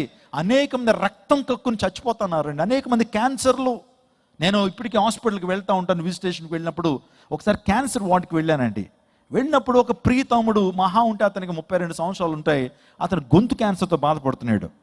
గొంతు క్యాన్సర్తో దగ్గరికి వెళ్ళేటప్పటికి దుర్వాసన వస్తూ ఉంది. ఆ గొంతుకంతా కూడా క్యాన్సర్ వచ్చి భయంకరమైన రీతిలో పుచ్చిపోయిందండి. ఈ ప్రాంతం అంతా కూడా ఈ యొక్క జా లేదు, దవడ లేదు, మొత్తం అంతా కూడా నోరంతా కనపడతా ఉంది. ఆ యొక్క భాగంలో భయంకరమైన చీము నెత్తురు కనబడతా ఉంది. భయంకరమైన నరకాన్ని అనుభవిస్తున్నాడండి ఆ వ్యక్తి. దగ్గరికి వెళ్ళి అడిగాను, బాబు ఏం చిన్న వయసులో ఏంటనంటే వాళ్ళ అమ్మ చెప్తా ఉందండి, వినలేదండి వీడు రోజుకి 20-30 కయ్యలు నవ్వులేవాడండి. భయంకరమైన సిగరెట్లు తాగేటువంటి వాడు. అందరూ బట్టే డాక్టర్ గారు ఇతను క్యాన్సర్ వచ్చిందని చెప్పాడు అని చెప్పిందండి ఆమె. ఆలోచన చేయండి, ఈరోజున పాపం చేస్తున్న వ్యక్తి తన శరీరాన్ని పాడు చేసుకోవట్లేదా? తన శరీరాన్ని రాళ్లతో తానే కొట్టుకోవట్లేదా? ఆనాడు గెరాసీన్ల దేశంలో యవనస్తుడు రాళ్లతో తన శరీరాన్ని తానే గాయపరుచుకుంటున్నాడు. ఈ రోజున బంధకాలతో ఉన్నటువంటి వ్యక్తిని యేసుక్రీస్తు ప్రభు ఆ ప్రాంతానికి వచ్చి యేసయ్య ఆ వ్యక్తిని విడిపించాడు. హల్లెలూయా. ఈ రాత్రి కాల సమయంలో నేను కొన్ని బంధకాలు మాత్రమే మీతో మాట్లాడుతున్న టైం లేదు. ఏదో రకమైన బంధకంతో ఈ ప్రాంతానికి వచ్చావేమో. రాత్రి పడుకు నిద్ర పట్టక చింతతో నువ్వు ఉంటావేమో. రాత్రి పడుకుంటే అలా ఉదయం అయిపోతా ఉంది, నిద్ర పట్టక ఏదో కలవరము, ఏదో ఆందోళన, ఏదో పిచ్చి కలలు, దురాత్మ సంబంధమైన కళలు నేను బాగా వేధిస్తూ డిప్రెషన్లోకి వెళ్ళిపోతున్నావా? చింతలోకి వెళ్ళిపోతున్నావా? నీ జీవితంలో నేనేమీ సాధించలేకపోయినా చచ్చిపోతే బాగుండు అనేటువంటి ఆ బంధకాలతో ఉన్నావా? ఈ ప్రపంచంలో ఒకవేళ నువ్వు దేంతో బాధపడినా బాధపడకపోయినా, ఒకవేళ ఈ రాత్రి కాలంలో డిప్రెషన్తో నువ్వు బాధపడుతున్నట్లయితే నీకు ఖచ్చితంగా విడుదల కావాలి. ఈ రోజున డిప్రెషన్ ప్రపంచంలో అన్ని రోగాల కంటే భయంకరమైన రోగం ఏంటంటే డిప్రెషన్ అండి. కృంగుదల ఎలా వస్తుందో తెలుసండి? మొదట మనిషి భయాందోళనకు లోనవుతాడు, తర్వాత ఆ భయం కాస్త చింతలా మార్చబడుతుంది, ఆ చింత కాస్త డిప్రెషన్లోకి వెళ్తాడు. డిప్రెషన్లోకి వెళ్ళినటువంటి వ్యక్తి ఒంటరిగా ఉంటాడు, లైట్లు ఆపేసుకుని బ్రతుకుతాడు, చచ్చిపోతే బాగుండేటువంటి ఆలోచనలు వస్తాయి, తన జీవితంలో భయంకరమైనటువంటి పరిస్థితిలోకి వెళ్ళిపోతాడు, ఎప్పుడు చచ్చిపోతానంటే ఆలోచనలు తన జీవితంలోకి వస్తుంటాయి. అది చాలా ప్రమాదకరమైనటువంటి స్టేజ్. అది ప్రపంచవ్యాప్తంగా శాస్త్రవేత్తలు అనేకమంది సైక్రియాట్రిస్ట్ చెప్తుంది ఏంటంటే ప్రతి నలుగురిలో ఒకరికి ఆ వ్యాధి ఉంటుందట. ప్రతి నలుగురిలో ఒకరికి ఆ వ్యాధి ఉంటుంది. అంటే ఇక్కడ చాలామంది ఇక్కడ కూర్చున్నారు, మీలో చాలామంది ఆ వ్యాధితో బాధపడుతున్నటువంటి వారు ఉన్నారు. ఆ డిప్రెషన్ వ్యాధితో బాధపడుతున్నటువంటి ఉన్నారు. అటువంటి బంధకాలతో ఉన్నావా? పాపం అనే బంధకాలు, శాపం అనే బంధకాలు, అపవాది శక్తుల చేత బంధించబడిన పరిస్థితులు ఉన్నావా? ఒక విచిత్రమైన బానిసవేమో నువ్వు. ఏదో రకమైన బానిసత్వం నిన్ను వేధిస్తూ ఉందా ఈ రోజున? ఆనాడు ఆ గ్రంథం ఏ విధంగా 7 ముద్రల చేత ముద్రించబడిందో మనిషి కూడా ఈ రోజున బంధకాల చేత ముద్రించబడుతున్నాడు. కొంతమంది ధర్మశాస్త్రము అనేటువంటి బంధకాల చేత బంధించబడుతున్నారు. మీరు శాస్త్రులు, పరిచయులు, సద్దుకాయలు వారు దేని చేత బంధించబడ్డారు తెలుసండి? ధర్మశాస్త్రం ద్వారా. వారు దేవుని కృపను ఆశ్రయించట్లా. ధర్మశాస్త్రం అలా ఉండాలి, ఇలా ఉండాలి, అలా ఉండాలని చెప్పి ఇవే ఆలోచన చేస్తున్నారు. కానీ కృప ద్వారా రక్షించబడాలి, విశ్వాసం ద్వారా రక్షణ అని వారు నమ్మట్లా. ధర్మశాస్త్రము ఈరోజు చాలామంది ఏమండి రూల్స్ అండ్ రెగ్యులేషన్స్ ఇలా ఉండాలి, అలా ఉండాలని పెట్టుకుంటారు. కానీ రక్షకుడిని యేసుక్రీస్తు ప్రభుని నమ్ముకోకుండా, వారి జీవితంలో ప్రభువుకి వారి జీవితాన్ని సమర్పించకుండా ధర్మశాస్త్రాన్ని నమ్ముకుంటే మనకు నిత్య జీవం కలుగుతుందని భావిస్తుంటారు. చూడండి, ధర్మశాస్త్రం ఇంపార్టెంటే. ధర్మశాస్త్రం ఒక వ్యక్తి పాప కాదా అని చెప్పేటువంటి ధర్మశాస్త్రం. నిన్ను పాపి అని గుర్తించేది ధర్మశాస్త్రం. ధర్మశాస్త్రం ఎలాంటిదంటే ఒక థర్మామీటర్ లాంటిది. ధర్మశాస్త్రం ఎలాంటిదంటే ఒక థర్మామీటర్ లాంటిది. నీకు జ్వరం వచ్చినప్పుడు థర్మామీటర్ని ఎందుకు ఉపయోగిస్తావు? జ్వరం ఉందా లేదా తెలుసుకోవడానికి థర్మామీటర్ ఉపయోగిస్తావు. ధర్మశాస్త్రం కూడా అంతే. నీలో పాపం ఉందా లేదా అని చెప్పడానికి ఉపయోగించేదే ధర్మశాస్త్రం. అంతేగాని ధర్మశాస్త్రం మనల్ని రక్షించలేదు. లా కెనాట్ సేవ్ us. ఎవరు మనల్ని రక్షిస్తాడంటే యేసు రక్తం మాత్రమే ప్రతి పాపం నుంచి మనకు రక్షణ ఇస్తుంది. యేసుక్రీస్తు ప్రభు మాత్రమే మన పాపం నుంచి మనకు విడుదలనిస్తాడు. ధర్మశాస్త్రం మనకు విడుదలనివ్వలేదు. ఇంకా ధర్మశాస్త్ర సంబంధమైనటువంటి అధికారంలో ఉన్నావా? ధర్మశాస్త్ర సంబంధమైనటువంటి ఆ భారంలో ఉన్నావా? ఈరోజున క్రీస్తు దగ్గరికి రా. ఈరోజు క్రీస్తు రక్తం ప్రతి పాపం నుంచి మనం పవిత్రంగా చేస్తుంది. ఇంకా చెప్పాలంటే మనల్ని ఇంకొకటి బంధించింది, అదేంటంటే నిత్య మరణం. ఆనాడు ఆదామవ్వలకి దేవుడిచ్చినటువంటి శాపము, నువ్వు ఆ పండు తిని నిశ్చయంగా చచ్చుతావు అన్నాడు. నిజంగా వారు చనిపోయారా లేదా?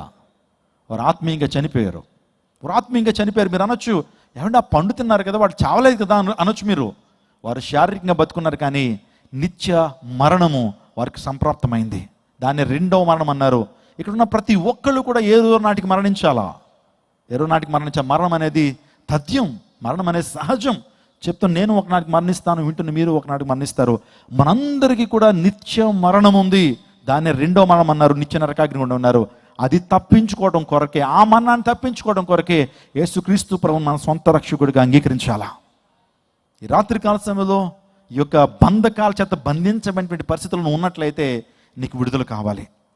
ఈ రాత్రి నీకు విడుదల కావాలి. మరి ఎవరు విడుదల చేస్తారు?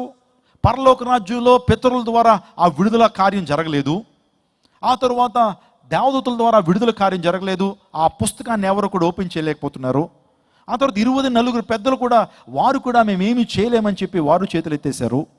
ఇంకా పరలోక రాజ్యంలో గొప్ప గనులందరూ కూడా, రాజులు, సామంతులు, మంత్రులు, వీళ్ళందరూ కూడా ఏ ఒక్కరూ కూడా ఆ గ్రంథాన్ని విప్పడానికి యోగ్యుడెవ్వడూ కూడా లేడు.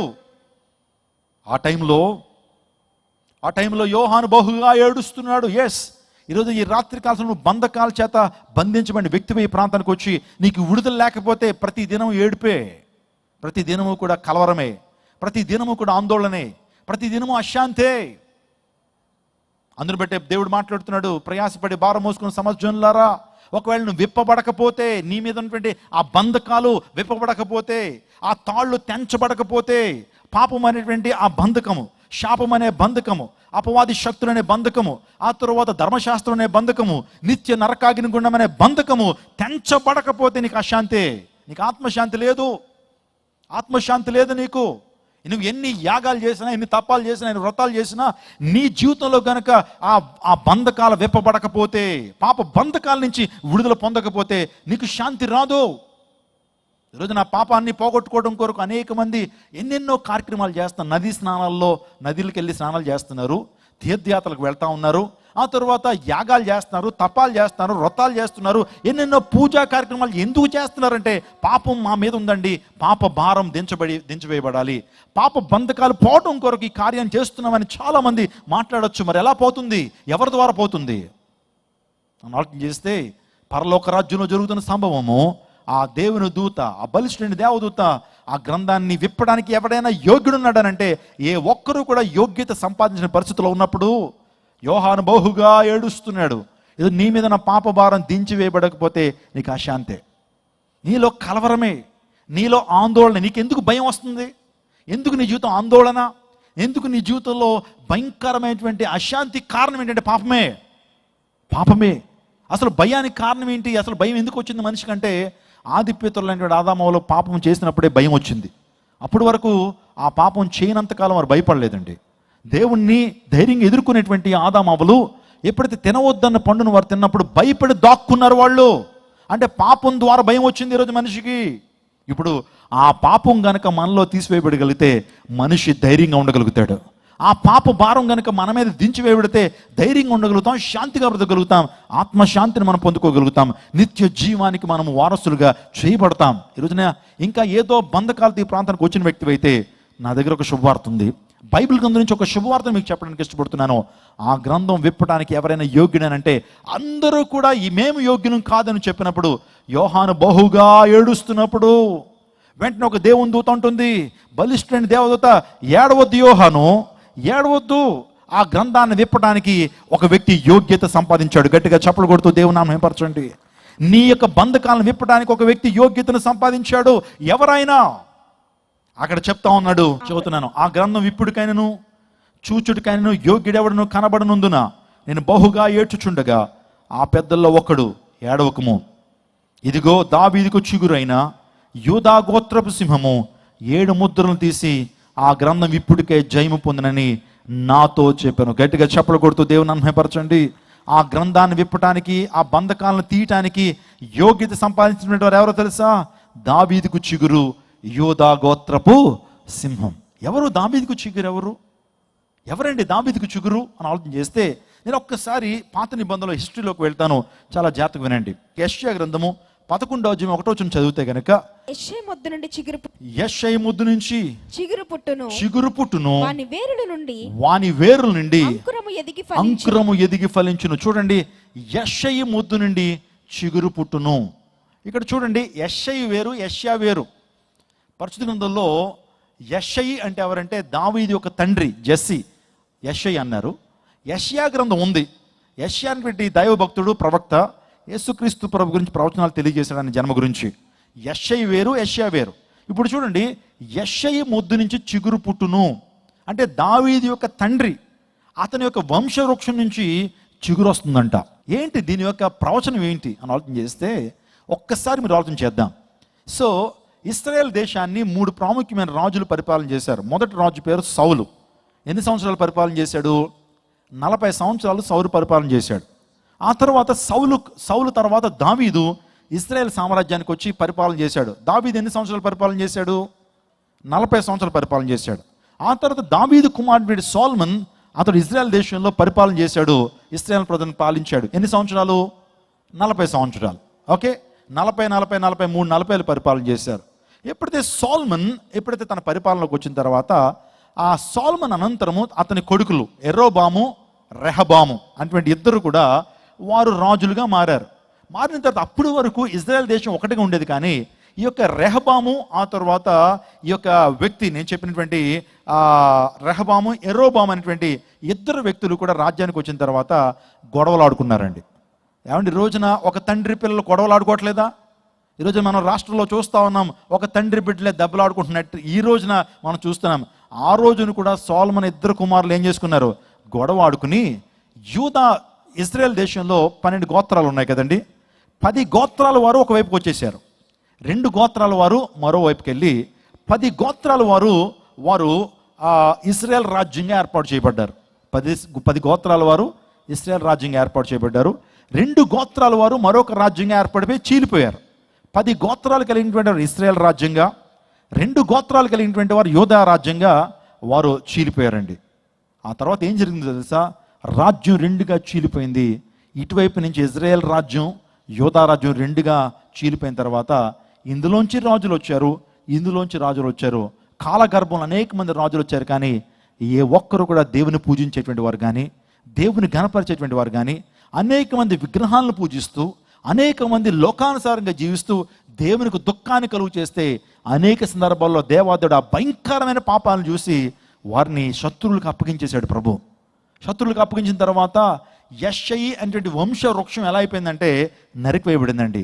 యెష్షయి అనేటువంటి ఒక చెట్టు మనం చూస్తే కనుక ఆ చెట్టులోంచి అనేకమైన కొమ్మలు వచ్చినాయి, అనేకమైన ఆకులు వచ్చినాయి, అనేకమైనటువంటి పెద్ద పెద్ద కాండాలు వస్తే అవన్నీ కూడా నరకవేయబడ్డాయంటే ఇజ్రాయేల్ యొక్క వంశ వృక్షం నరికేసేశారండి.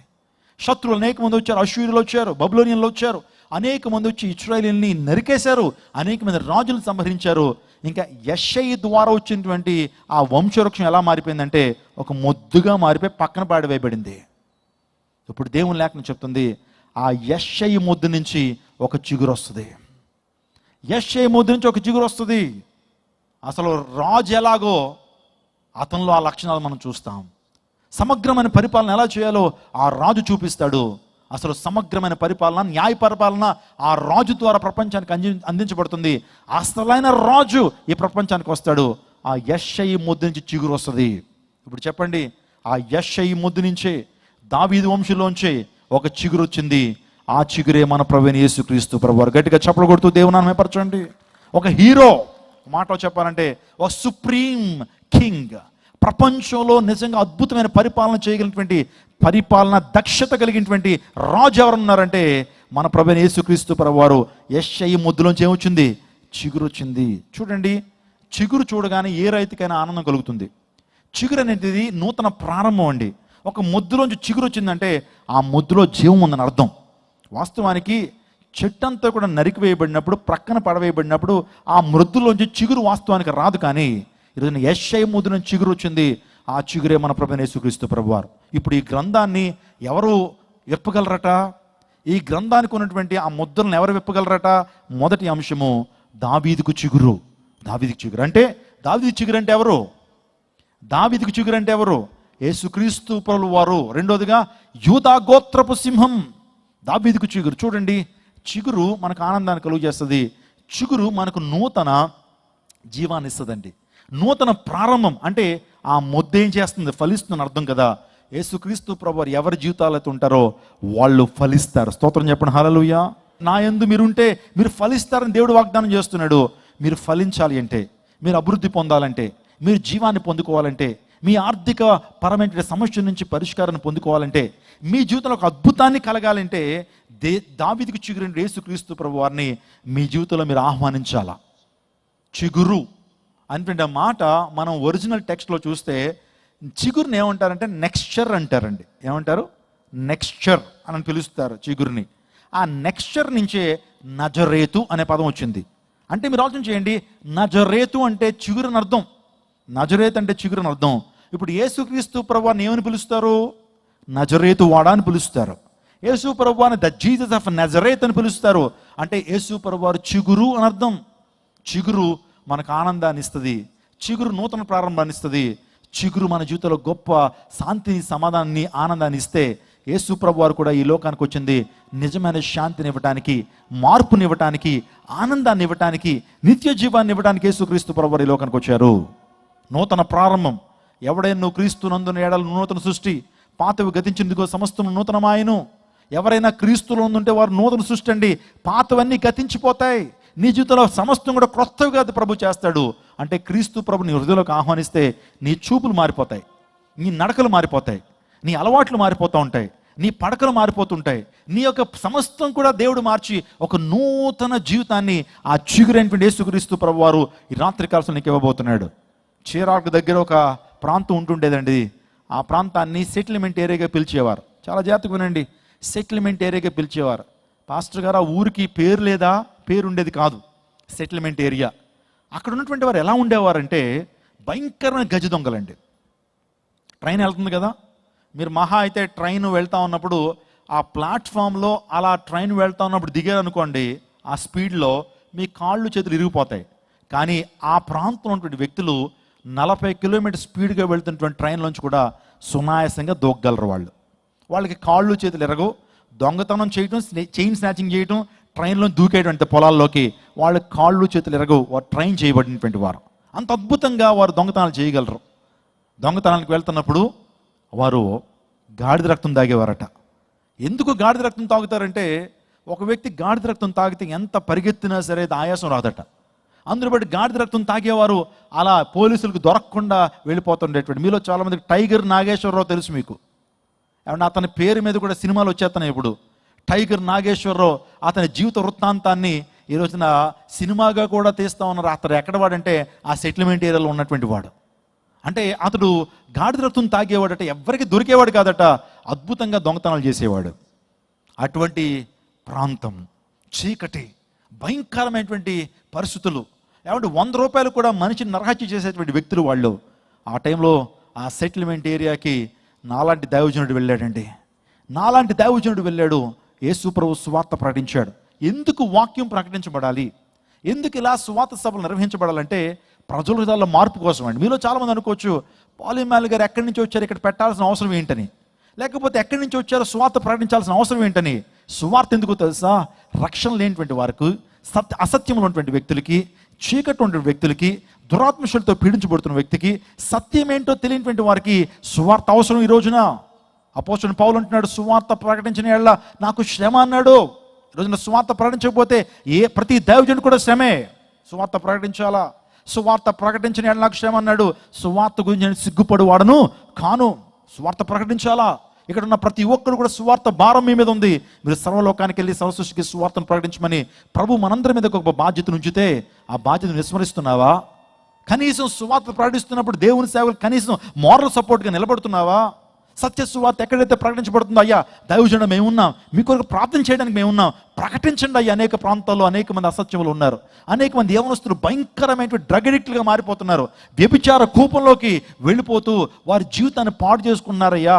ఇంకా బ్రతకాల్సినటువంటి వయసు చాలా ఉండగానే మధ్యలోనే చాలా మంది యవనస్తులు చచ్చిపోవడానికి కారణం ఏంటి తెలుసా? వారికి సత్యం తెలియకపోవడం వల్ల, వారికి సువార్త అందకపోవడం ద్వారా. నన్ను దేవుడు అడగడా? సువార్త ప్రకటించడం నాకు శ్రమ. మా పరిచర్లు ఇదే.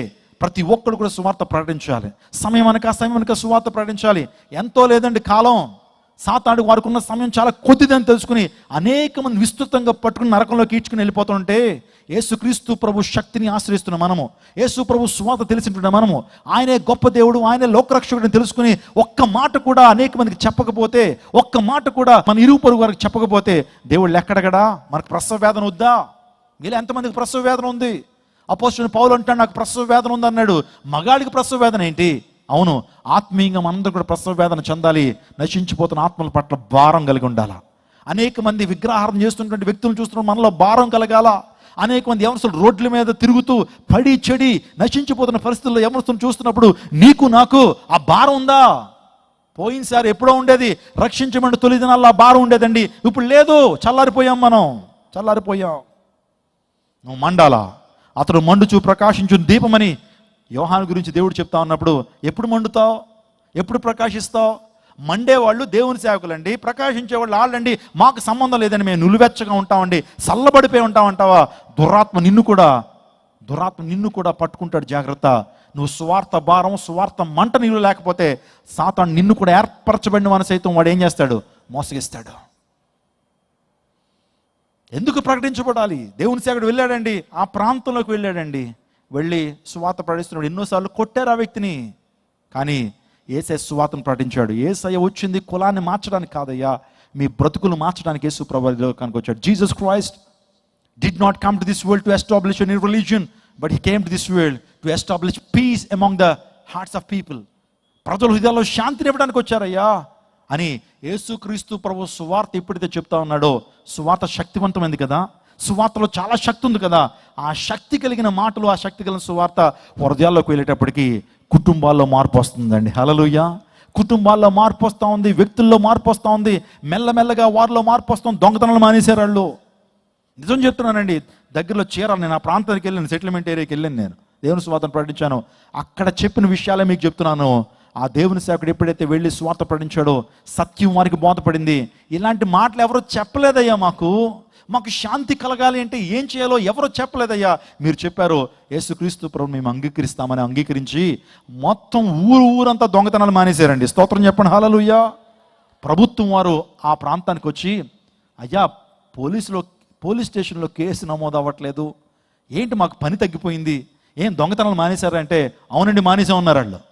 అవునండి మానేసాం, సెటిల్మెంట్ ఏరియాలో చెప్పినటువంటి వ్యక్తులు దొంగతనాలు మానేసాం అని చెప్పినప్పుడు వాళ్ళు అడిగారు, మార్పుని చూశారు వాళ్ళు. ప్రభుత్వం వారు చూసి ఆ సెటిల్మెంట్ ఏరియాకి ప్రభుత్వం వారు అందరూ జీపులు వేసుకుని వచ్చి వారిని అడుగుతున్నారు, మీ యొక్క జీవితాల్లో, మీ ప్రాంతాల్లో, మీ బతుకుల్లో ఎవరయ్యా మార్పు తీసుకొచ్చారు? ఏ రాజకీయవేత్త తీసుకొచ్చాడు? లేకపోతే ఏ పంతులు గారు తీసుకొచ్చారు? ఏ బాబా తీసుకొచ్చాడు? ఏ స్వామీజీ తీసుకొచ్చాడు? ఏమైనా డబ్బులు ఇచ్చి మిమ్మల్ని ఏమైనా మార్చేశారంటే వాళ్ళు చెప్పారు, మాకు ఎవరో డబ్బులు ఇవ్వలేదండి, యేసుక్రీస్తు ప్రభువారు మా బతుకులను మార్చారు అని సాక్ష్యం ఇచ్చారు. ఆశ్చర్యపోయారు పోలీస్ డిపార్ట్మెంట్ వారు. ఎంఆర్ఓ గారు ఆశ్చర్యపోయి ఒక మాట అన్నారు, అయితే మీలో మార్పు వచ్చింది కాబట్టి మీ ప్రాంతానికి మీరే పేరు పెట్టుకోండి అయ్యా, ఇక నుంచి మీకు కూడా రేషన్ కార్డు ఇస్తాం, ఇక నుంచి మీకు ఓటు హక్కు ఇస్తాం, ఎందుకంటే మీలో మార్పు వచ్చింది, మీరు దొంగలుగా సెటిల్మెంట్ చేసేటువంటి వ్యక్తులుగా లేరు కాబట్టి. అంటే వాళ్ళందరూ కూడా సమీకరించుకుని మన ప్రాంతానికి ఏ పేరు పెట్టుకోవాలి, మన ప్రాంతానికి ఏ నామకరణం చేయాలని వారందరూ ఆలోచన చేసి ముందుకు వచ్చి ప్రభుత్వంతో చెప్తున్నారు, అయ్యా మా ప్రాంతానికి స్టూవర్ట్ అంటే దేవుని సేవకుడు మా ప్రాంతానికి వచ్చారు, అసలు జీవితాలు ఏంటో చెప్పాడు, అసలు దేవుడు ఎవరో చెప్పారు, దేవునికి మానవునికి మధ్యన సంబంధం ఏంటో ఆయన చెప్పారు, నిజ దేవుడు ఎవరో చెప్పారు, ఆయనలో ఉంటే కలిగేటువంటి శాంతి సమాధానం ఏంటో చెప్పారు. అందుని బట్టి మా ప్రాంతానికి సెటిల్మెంట్ ఏరియాగా పిలుస్తున్నారు కదా, ఆ సెటిల్మెంట్ ఏరియా అని పేరు తీసేసి మా ప్రాంతానికి స్టూవర్ట్ పురం అని పేరు పెట్టమని అడిగారు. స్టూవర్ట్ పురం అని పేరు పెట్టమని అడిగారు. మీరు చూస్తున్నారు, ఇదే స్టూవర్ట్. మీరు మొదటి పదం ఏంటది? స్టూవర్ట్ అంటే ఎవరిదంటే ఒక దేవుని సేవకుడి పేరు. ఎందుకు ఆ పేరు పెట్టుకున్నారంటే ఆ సేవకుడి ద్వారా సువార్త ఆ ప్రాంతానికి వెళ్ళింది. మా మార్పు కారణం మొదటగా యేసు ప్రభు వారు అయితే, ఆ మార్పును యేసు ప్రభు వారిని మాకు పరిచయం చేసింది స్టూవర్ట్ గారు కాబట్టి మా ప్రాంతానికి స్టూవర్ట్ పురం అని పేరు పెట్టమన్నారు. గట్టిగా చప్పలు కొట్టండి. ఎంతమంది స్టూవర్ట్ పురం గురించి తెలుసు? సినిమాలు ఉన్నాయండి, మీరు చూస్తున్నారు. రీసెంట్గా ఆ స్టూవర్ట్ పురంలో ఉన్నటువంటి ఒక దొంగ పేరు మీద ఒక సినిమా తీస్తున్నారండి. ఆయన పేరే టైగర్ నాగేశ్వరరావు. టైగర్ నాగేశ్వరరావు అంటే ఆ వ్యక్తి మీదే ఒక సినిమాను కూడా దేశాన్ని షేక్ చేసిన దొంగ టైగర్ నాగేశ్వరరావు. రియల్ స్టోరీ చెప్పిన తన తమ్ముడని అనేకమైన థంబ్లైన్స్ మనం చూస్తుంటాం. అబ్బా ఖాన్, గజ్జల ప్రసాద్, చవటా ప్రసాద్, ఇలాంటి వారందరూ ఫేమస్ గజ దొంగలండి. వారు ఇప్పుడు దొంగలుగా లేరు, ఆ కుటుంబాలు దొంగలుగా లేరు. వారిలో అనేక మంది దేవుని సేవకులు ఉన్నారు. గట్టిగా చప్పలు కొడుతూ దేవుని నామపరచండి. ఒక్కసారి మీరు స్టూవర్ట్పురం వెళితే అక్కడ దొంగల జాతి ఇంకా లేదు. అనేక మంది సాఫ్ట్వేర్ ఇంజనీర్లు ఉన్నారు, అనేక మంది డాక్టర్లు ఉన్నారు. నాలాంటి దేవుని సేవ చేసేటువంటి వారు ఉన్నారంటే నిజంగా దేవుడు ఒక నూతన శకాన్ని ఆ ప్రాంతంలో ఆవిష్కరించలేదా? చిగురైనటువంటి యేసుక్రీస్తు ప్రభువు వారు ఆ ప్రాంతంలో మార్పునివ్వలేదా? చిగురైనటువంటి దేవుడు ఒక నూతన వ్యక్తిత్వాన్ని ఆ ప్రాంతంలో ఇవ్వలేదా? ఈరోజు మీరందరూ సాక్ష్యం చెప్పగలరు. ఒకప్పుడు భయంకరమైన జీవితాన్ని జీవించేటువంటి దాన్నండి, ఒకప్పుడు భయంకరమైన జీవితాన్ని జీవించేటువంటి వాడినండి, కానీ ఆ నీతి చిగురైనటువంటి యేసుక్రీస్తు ప్రభువు వారు నా జీవితంలో మార్పు ఇచ్చాడు. అవును, నెక్స్ట్ ఇయర్ అన్న మాటకు నజరేత్ అని అర్థమైతే నజరేత్ మాటకు చిగురు, ఆ దావీదుకు చిగురైనటువంటి యేసుక్రీస్తు ప్రభువు వారు ఈ గ్రంథాన్ని విప్పటానికి యోగ్యుడు. గట్టిగా చప్పలు కొడుతూ దేవుని నామాన్ని మహింపరుద్దాం. రెండోదిగా ఆ బలిష్ఠుడైన దేవదూత అంటున్నాడు, ఈ గ్రంథాన్ని విప్పడానికి యోగ్యుడు ఎవరంటే దావీదుకు చిగురు, యూదా గోత్రపు సింహం. అందరూ చెప్పండి, యూదా గోత్రపు సింహం. యూదా గోత్రంలో ఒక సింహం పుట్టిందండి. యూదా గోత్రంలో ఒక సింహం రాబోతుందని ఒకనాడు ప్రవచనం ఉంది. యాకోబు తన బిడ్డలందరినూ చూసి అందరిని ఇలా నిలబెట్టి యూదాను చూశాడు. యూదా కొదమ సింహం అన్నాడు. ఏంటి యాకోబు చెప్పిన మాట చదువుతారు ఒకసారి, నేను నా మాటలు చెప్పట్లేదు, ఒకసారి గ్రంథాలు తెరవండి.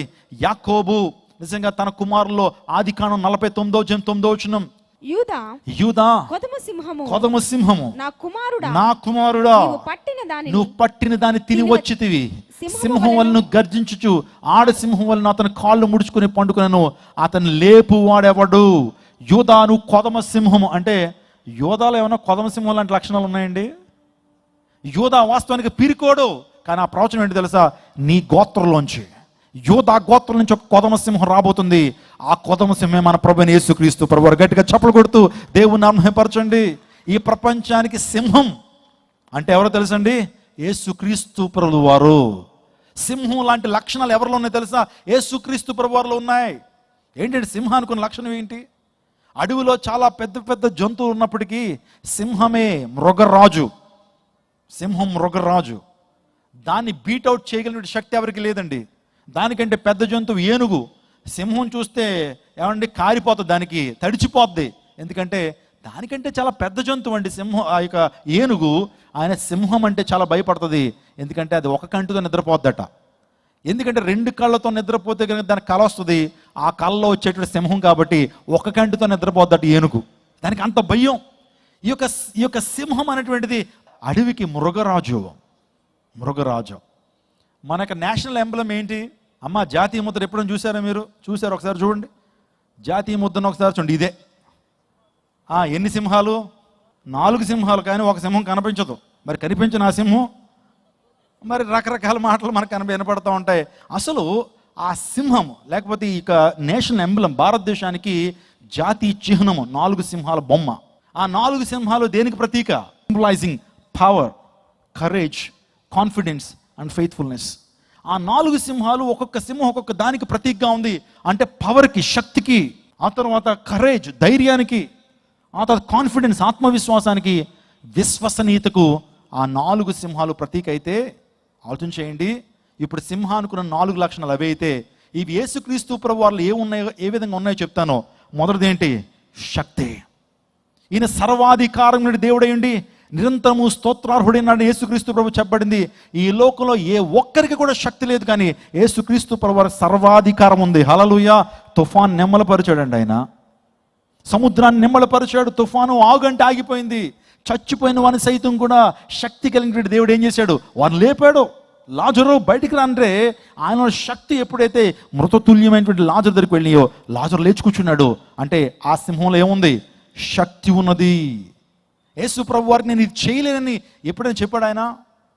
This is impossible for me అని దేవుడు ఎప్పుడైనా చెప్పగలిగాడా? ఎవ్రీథింగ్ పాసిబుల్ ఫర్ మీ, నాకు సమస్తం కూడా సాధ్యమే. ఆయన అనేక మంది గుడ్డి వారికి కళ్ళనిచ్చాడండి. చనిపోయిన వారిని సైతం లేపాడండి. నాకు ప్రాణం పెట్టడానికి, దాన్ని తిరిగి తీసుకోవడానికి అధికారం ఉందన్నాడు ఆయన. నాకు శక్తి ఉంది, నా ప్రాణం పెట్టడానికి, దాన్ని తిరిగి తీసుకోవడానికి శక్తి ఉన్నది. పాపాలు క్షమించడానికి నాకు శక్తి ఉన్నది. దేవుడు శక్తిమంతుడు. God is all mighty. దేవుడు అనేవాడు సర్వశక్తిమంతుడు.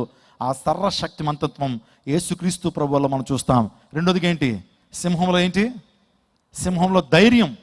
భయపడుతున్న సింహం దేనికైనా భయపడుతుందా? సింహం భయపడినట్టు ఎక్కడైనా చూసారా మీరు? సింహం దేనికి భయపడదు. మన ప్రభువైన యేసు ప్రభు వారు ఎవరికైనా ఎక్కడైనా భయపడ్డా? మరణం దగ్గరికి వచ్చినా సరే, యూదుల రాజు నీవేనా అంటే yes I am. Are you the king of the Jews అని అడిగాడు పిలాతు.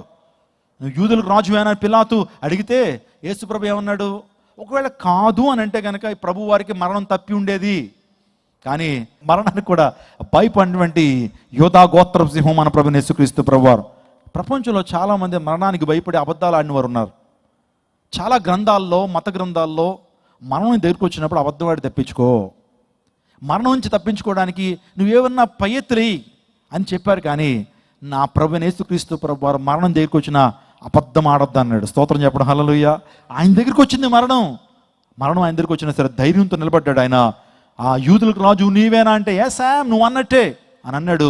భయపడలేదండి ఎవరికి. రాజుల ముందు నిలబడ్డాడు, అధికారుల ముందు నిలబడ్డాడు, భయపడలేదు ఆయన. ధైర్యంగానే ఆయన ఉన్నాడు. సింహము ధైర్యానికి ప్రతీక అయితే యేసుక్రీస్తు ప్రభువారు కూడా ధైర్యశాలి. ఈ రోజున ఆయన మరణానికి కూడా భయపడలేదు. ఇంకోటి ఏంటి, సింహానికి ఉన్నటువంటి ఆ నేషనల్ ఎంబ్లంలో ఆ సింబలైజింగ్ మనం చూస్తున్నాం. మూడోది ఏంటి, సింహానికి ఉన్న కాన్ఫిడెన్స్, ఆత్మవిశ్వాసం. యేసు ప్రభువారు ఎక్కడ ఏది బోధ చేసినా సరే భయపడుతూ బోధ చేశాడు ఆయన. నన్ను ట్రోల్ చేస్తారు, లేకపోతే శాస్త్రులు పరిచయులు సద్దుకెళ్ళి ఇలాగే కూర్చునేవారండి. వాళ్ళు ముందు వరుసలో కూర్చునేవారు ఎవరు, యేసు ప్రభువారు ఏదైతే బోధ చేస్తాడో దానికి మార్కులు వేయడానికి, దాన్ని యేసుక్రీస్తు ప్రభువారిని ఇబ్బందులు పెట్టడానికి అనేక మంది ఉన్నప్పటికీ కూడా యేసు ప్రభు ఆత్మవిశ్వాసంతో ఆయన బోధించాడు. యేసు ప్రభు దగ్గరికి ఇలాగే బోధ చేస్తున్నప్పుడు, ప్రజలకి ఆయన బోధ చేస్తున్నప్పుడు ఒక స్త్రీని ఈడ్చుకుంటూ తీసుకొచ్చారండి.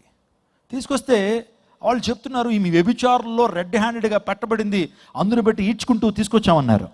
తీసుకొస్తే అక్కడ ఎవరున్నారు, శాస్త్రులు పరిచయులు సద్దుకేయులు యేసు ప్రభుని ఇరకాటంలో పెట్టేటువంటి వారు ఉన్నారు. వారు అడుగుతున్నారు, బోధకుడా ఈ స్త్రీని ఏం చేయమంటావు? మోషే ధర్మశాస్త్ర ప్రకారము ఈ స్త్రీని రాళ్లతో కొట్టమని చెప్పింది ధర్మశాస్త్రం, అందుని బట్టి చంపేయమంటావా, రాళ్ళు రువ్వి చంపేయమంటావా అన్నారు. ఇప్పుడు యేసు ప్రభు వారు అక్కడ ఏం చెప్పాలి, ఎస్ ఆర్ నో చెప్పాలి. అంటే చంపేయండి అనాలి. చంపేయండి అంటే వెంటనే ఉంటా తెలుసా వాళ్ళు, నువ్వేం దేవుడు అయ్యా చంపేయమంటావా? ఒక స్త్రీని అలా రాడుతో కొడుతుంటే ప్రేమ కలిగినటువంటి వాడు అంటావే, దయ కలిగినటువంటి వాడు అంటావే, కరుణామయుడు అంటావే, ఆ స్త్రీని అలా కొడుతుంటే అలా చూస్తావా? ఇదేనా నీ తీర్పు అంటారు. ఒకవేళ కనుక ఆమెను చంపొద్దు అన్నాడు అనుకోండి, ఆమెను చంపొద్దు అంటే వెంటనే మోషే ధర్మశాస్త్రానికి నువ్వు వ్యతిరేకంగా మాట్లాడుతున్నావు, ఇతడు రాజద్రోహి అని చెప్పి యేసుక్రీస్తు ప్రభువుని ఇరకాటంలో పెట్టడానికి ప్రయత్నం చేస్తున్న టైంలో ఆయన కాన్ఫిడెన్స్ చూడండి. మీలో పాపం చేయనటువంటి వాడు ఆమె మీద మొదట ట్రై వేయమన్నాడు. హల్లెలూయా! ఎంత ఆత్మవిశ్వాసం లేకపోతే, ఎంత ధైర్యం లేకపోతే ఆ సమస్యను ఎంత అద్భుతంగా హ్యాండిల్ చేశాడు మీరు ఆలోచన చేయండి. మీలో పాపం లేనిటువంటి వాడు ఆమె మొదట రాయి వేయమని చెప్పి ఆయన నేలను వంగి ఏవో రాయటం ప్రారంభించాడట. అది చూసిన ప్రతి ఒక్కరు రాళ్ళు అక్కడ విడిచిపెట్టి పరుగు ఇంటికి. ఎందుకంటే ప్రభుని యేసుక్రీస్తు ప్రభువారు ప్రతి ఒక్కరి హృదయస్థితి తెలిసినటువంటి వాడు. ప్రతి ఒక్కడి పాపాన్ని అక్కడ రాస్తున్నప్పుడు ఎవడి పాపం గురించి వాడు రాగానే అక్కడ రాయి వదిలేసి వెళ్ళిపోతా ఉన్నాడు. ఆత్మవిశ్వాసంతో ప్రభు ఒక మాట చెప్పాడు, అమ్మ నేను ఎవరు శిక్షింపలేదా, నేను కూడా శిక్షింపును, సమాధానం గలదానం అయిపోవు, ఎప్పుడు కూడా వ్యభిచార పాపం చేయొద్దు ఆయన ఆమెను రక్షించి ఆ ప్రాంతం నుంచి పంపించినటువంటి గొప్ప ఆత్మవిశ్వాసం కలిగినటువంటి వాడు, గొప్ప కాన్ఫిడెన్స్ కలిగినటువంటి వాడు యేసుక్రీస్తు ప్రభువారు. హల్లెలూయా! ఆయన ఎప్పుడన్నా ఏదైనా చెప్తున్నప్పుడు భయపడ్డాడండి? ఆయన బోధ చేస్తున్నప్పుడు భయపడ్డా? ఆయన యేసు ప్రభువారు చెప్పారు, సున్నం కొట్టిన సమాధుల్లారా అని పిలిచాడు. ఎవరిని? శాస్త్రులు పరిచయులు సద్దుకేయులు. వాళ్ళేమీ సాధారణమైన వ్యక్తులు కాదండి. నిజంగా ధర్మశాస్త్రాన్ని బాగా కంఠోపాఠం చేసినటువంటి వారు, యూదా రాజ్యంలోనే ప్రముఖమైనటువంటి వ్యక్తులతో ప్రభు అంటున్నాడు, సున్నం కొట్టిన సమాధులారా మీ జీవితాన్ని మార్చుకోండి అని ప్రభు కాన్ఫిడెంట్గా మాట్లాడాడు. ఇంకో మాట చెప్పాలంటే, సింహానికి విశ్వసనీయత ఉంటుంది. దాన్ని నమ్ముకున్నటువంటి వ్యక్తుల కొరకు, దాన్ని నమ్ముకున్న జంతువుల కొరకు, తన కుటుంబం కొరకు ఎంత రిస్క్ అన్నా తీసుకుంటుంది. ఎవరు తెలుసా? సింహం. చాలా అద్భుతంగా అవి కమ్యూనికేట్ చేస్తాయట. వాస్తవానికి నేను సింహం గురించి చాలా విషయాలు తెలుసుకుంటా ఉన్నప్పుడు they can communicate each other very well. సింహాలు ఆ కుటుంబంలో అద్భుతంగా కమ్యూనికేట్ చేయగలుగుతూ ఉంటాయి. ఆ యొక్క బిడ్డల కొరకు అది ఎంతకైనా తెగిస్తుందట. అవును, మన ప్రభు కూడా విశ్వసనీయత కలిగినటువంటి వాడు. ఆ నమ్ముకున్న వ్యక్తుల కొరకు దేవుడు ఈ అద్భుతం అన్నా చేయగలడు. స్తోత్రం చెప్పండి. హల్లెలూయా! నేను నా సందేశాన్ని ముగిస్తున్నాను. నా ప్రియ దేవచనాగమ, ఆ గ్రంథానికి విప్పటానికి యోగ్యుడు ఎవడు అని ఆ బలిష్ఠుడైన దేవదూత ముందుకొచ్చి మాట్లాడుతున్నప్పుడు ఎవరు లేరు. ఆ టైంలో యోహాను బహుగా ఏడుస్తున్నప్పుడు బలిష్ఠుడైన దేవదూత వచ్చి, ఏడవద్దు యోహాను, ఈ యొక్క గ్రంథాన్ని విప్పటానికి యోగ్యుడు ఎవరంటే దావీదుకు చిగురు, యూదాగోత్రపు సింహము. ఆ తర్వాత ఇంకొక మాట అక్కడ మనం వింటూ ఉంటాం, అదేంటంటే వధింపబడినటువంటి గొర్రెపిల్ల. మీరు చూస్తున్నారు ఒకసారి, వధింపబడినటువంటి గొర్రెపిల్ల, వధింపబడినటువంటి గొర్రెపిల్ల. ప్రకటన 5వ అధ్యాయం. సో వధింపబడినటువంటి గొర్రెపిల్ల. ఈరోజు యేసుక్రీస్తు ప్రభువారు ఎవరు? వధింపబడిందట గొర్రెపిల్ల, చచ్చిపోయింది. అంటే వధింపబడటం అంటే ఏంటి? వధించబడితే చచ్చిపోద్ది కదా, కానీ అది నిలబడింది. దాని నోట్లో ఏమున్నాయి? ఆ గొర్రెపిల్ల నోట్లో ఏముంది? ఏమండి, బంధించబడినటువంటి ఆ గ్రంథం ఉందే. ఇప్పుడు వధింపబడిన గొర్రెపిల్ల అంటే ఎవరు? ఈ లోక పాపలు మోసుకుని పోయే దేవుని గొర్రెపిల్ల సమస్త మానవాళ్ళ కొరకు వధించబడ్డాడు. ఆకాశానికి భూమికి మధ్యన వేలాడుతూ ఆ గొల్గొతా పర్వతం మీద యేసుక్రీస్తు ప్రభువు వధించబడ్డాడు. 3వ రోజున తిరిగి లేచాడు. గట్టిగా చప్పలు కొడుతూ దేవుని మహిమపరచండి. 3వ రోజున తిరిగి లేచాడు. ఓ మరణమా నీ విజయం ఎక్కడ? ఓ మరణమా నీ ముళ్ళు ఎక్కడ? మరణపు ముళ్ళును విరిచినటువంటి సజీవుడు విజయుడు మన ప్రభువైన యేసుక్రీస్తు ప్రభువారు. ఆయన వధింపబడినటువంటి గొర్రెపిల్ల. హల్లెలూయా. మీరు ఇంటికి వెళ్ళిన తర్వాత 5వ అధ్యాయం చదవండి చివరి వరకు. ఎంత అద్భుతంగా ఉంటుందంటే నిజంగా ఆ గొర్రె పిల్ల గురించిన అనుభవాలు అక్కడ రాసుకుంటూ వచ్చాడు. ఇప్పుడు చెప్పండి, మీ జీవితాలు బంధించబడినట్లయితే, మీ జీవితాల బంధకాల చేత బంధించబడి ఈ ప్రాంతానికి వచ్చినట్లయితే, ఈరోజున యూదా గోత్రపు సింహము, దావీదుకు చిగురు, వధింపబడిన గొర్రె పిల్ల నీ బంధకాల నుంచి నీకు విడుదల చేసి శాంతిని సమాధానం ఇవ్వటం మాత్రమే కాదు, ఈ లోకంలో బ్రతుకుతున్నంతకాలము శాంతి, నువ్వు మరణించిన ఆత్మశాంతిని ఆ వధింపబడిన గొర్రెపిల్లని యేసుక్రీస్తు ప్రభువారు, యూదా గోత్రపు సింహం యేసుక్రీస్తు ప్రభువారు, ఆ తర్వాత దావీదుకు చిగురైనటువంటి యేసుక్రీస్తు ప్రభువారు నీకు మంచి జీవితాన్ని, ఆనందమైనటువంటి జీవితాన్ని, నీకు శాంతి సమాధానాలు కలిగిన జీవితాన్ని, నీ డిప్రెషన్ అనేటువంటి ఆ బంధకాల నుంచి దేవుడు విడుదల చేయగలడు. నీ పాప రోగం నుంచి దేవాదేవుడు నీకు విడుదల చేయగలడు. ఒకవేళ అపవాది శక్తుల చేత బంధించబడినటువంటి పరిస్థితుల్లో ఈ ప్రాంతంలో ఉన్నట్లయితే నీకు విడుదల ప్రభు ఇవ్వగలడు. నువ్వు ఎటువంటి సమస్యతో అనే ప్రాంతానికి వచ్చినట్లయితే యూదా గోత్రపు సింహము, దావీదుకు చిగురు, వధింపబడినటువంటి గొర్రెపిల్ల ఈ రాత్రి కాలంలో నీకు విడుదల ప్రసాదించేటువంటి దేవుడు. హల్లెలూయా. విడుదల ఇచ్చేటువంటి దేవుడు. ఎందుకో తెలుసా? ఆయన మరణాన్ని తిరిగి జయించినటువంటి వాడు, ఆయన సజీవుడు, ఆయన విజయుడు, ఆయన భూపోతులకు అధిపతి, ఆయన పరిశుద్ధుడు, దైవత్వం ఒక సర్వపరిపూర్ణతలో నెరవేర్చుకున్నటువంటి గొప్ప దేవుడు, భూపతులకు అధిపతి, ఆది అంతమైనటువంటి దేవాదేవుడు నీకు విడుదల ఇవ్వగలడు. నరకము నుంచి కూడా నీకు విడుదలనిచ్చి నీ జీవితంలో గొప్ప స్థానానికి నీకు తీసుకెళ్ళడు. ఈ రాత్రికాల సమయంలో ఆ గొర్రెపిల్ల దగ్గరికి వస్తావా? ఉదింపబడిన గొర్రెపిల్ల దగ్గరికి వస్తావా? దావీదుకు చిగురైన యేసు ప్రభు దగ్గరికి వస్తావా? యూదా గోత్రపు సింహం యేసుక్రీస్తు ప్రభు దగ్గరికి వస్తే నిన్ను కూడా దేవాదేవుడు ఒక సింహం వలె మారుస్తాడు. నిన్ను కూడా దేవాదేవుడు ధైర్య సాహసాలతో కూడినటువంటి వ్యక్తిగా నేను మారుస్తాడు. గొప్ప అద్భుతాన్ని నీ జీవితంలో దేవుడు జరిగిస్తాడు. ఆయనకు అసాధ్యమైంది ఏది కూడా లేదు. ఆయనకు అసాధ్యమైంది ఏది కూడా లేదు. సమస్తమును ఆయన వల్ల సాధ్యము. ఈరోజున ఎటువంటి సమస్యతో ఈ ప్రాంతానికి వచ్చినా సరే ప్రభు దగ్గర నీకు విడుదల ఉంది. ప్రభు దగ్గర నీకు విడుదల ఉంది. ఈ రాత్రి సమయంలో ప్రభుని అడుగుతావు, ప్రభు నాకు విడుదల కావాలయ్యా. ఈరోజు నేను కూడా బంధించబడ్డాను. నా జీవితం కూడా 7 ముద్రల చేత బంధించబడింది. అలనాడు మగ్దలేనే మరియా జీవితం ఏ విధంగా బంధించబడిందో నా జీవితం కూడా బంధించబడింది. ఏదో పాపము నన్ను బంధించేసింది, ఏదో శాపము నన్ను బంధించేసింది. ఎంతో ప్రయాసపడుతున్నాను కానీ నా మీద శాప భారము దించివేయబట్టలేదయ్యా. ఏదో రకమైన నా జీవితంలో ఏదో అన్లక్కి, ఎంతో ప్రయాసపడుతున్నాను, ఎంతో సంపాదించాలని ఆశపడుతున్నాను, నా జీవితంలో విజయం సాధించాలని ఆశపడుతున్నాను కానీ విజయం రావట్లా. ఓటమి వెనకాల ఓటమి నా జీవితం ఎందుకు కలుగుతుందో నాకు అర్థం కావట్లేదు. ఏదో నా జీవితంలో ఏదో శని ఏదో నాకు పెట్టేసిందని అంటున్నావు కదా. ఈరోజు శాపభారం నీ మీద ఉందేమో, లేకపోతే పాపభారం నీ మీద ఉందేమో, రుణభారం నీ మీద ఉందేమో, లేకపోతే నీ జీవితంలో సాతాను యొక్క బంధకాల చేత నువ్వు బంధించబడిన వ్యక్తిగా ఉన్నాయేమో. ఒకవేళ నీ జీవితంలో ధర్మశాస్త్ర సంబంధమైనటువంటి ఆ బంధకాలు నీ మీద ఉన్నాయేమో, 2వ మరణము, నిత్య నరకాగ్ని యొక్క బంధకాలు, ఆ మరణ బంధకాలు నీ మీద ఉన్నాయేమో. ఈ రాత్రి కాలంలో నీకు విడుదలనిచ్చి స్వాతంత్రాన్ని ప్రకటించేటువంటి వాడు, విడుదలను ప్రకటించేటువంటి వాడు యేసునాథుడు. గట్టిగా చప్పలు కొడుతూ దేవుని మహిమపరచండి. ఈ రాత్రి కాలంలో విడుదల ఉంది యేసు నామములో. ఈ రాత్రి కాలంలో నీకు స్వస్థత ఉంది యేసు నామములో. ఈ రాత్రి కాలంలో దురాత్మ శక్తి నుంచి గొప్ప విడుదలను ప్రభు సన్నిధిలో పొందుకొని పోతున్నావు. దావీదుకు చిగురు, యూదా గోత్రపు సింహము, కొదమ సింహముగా యేసుక్రీస్తు ప్రభు వారు ఈ రోజున మన ముందు ప్రత్యక్షపరచబడుతున్నాడు. మొదటిసారి గొర్రె పిల్లగా వచ్చాడు. ఆయన మొదటిసారిగా గొర్రె పిల్లగా వచ్చాడు కానీ రెండోసారి ఈ లోకానికి వస్తున్నాడు. ఆయన కొదమ సింహంగా రాబోతున్నాడు. యూదా గోత్రపు సింహంగా యేసుక్రీస్తు ప్రభు వారు ఈ లోకానికి రాబోతున్నాడు. ఈ రోజున నీ సమస్యల పక్షాన్ని యుద్ధం చేసేటువంటి వాడు ప్రభువే. నీ సమస్యల పక్షాన్ని యుద్ధం చేసేటువంటి వాడు ప్రభువే. మీ బంధకాల నుంచి విడుదల ప్రభు ఇవ్వబోతున్నాడు. అందరికీ శుభవార్త. ప్రతి ఆదివారం 10,000 మంది ఒక చోట చేరి దేవుణ్ణి ఆరాధిస్తున్న జీవం గల దేవుని సంఘం. స్వస్థత, విడుదల, అభిషేకం పొందాలనుకుంటున్నారా? దురాత్మ శక్తుల నుంచి విడుదల కావాలా?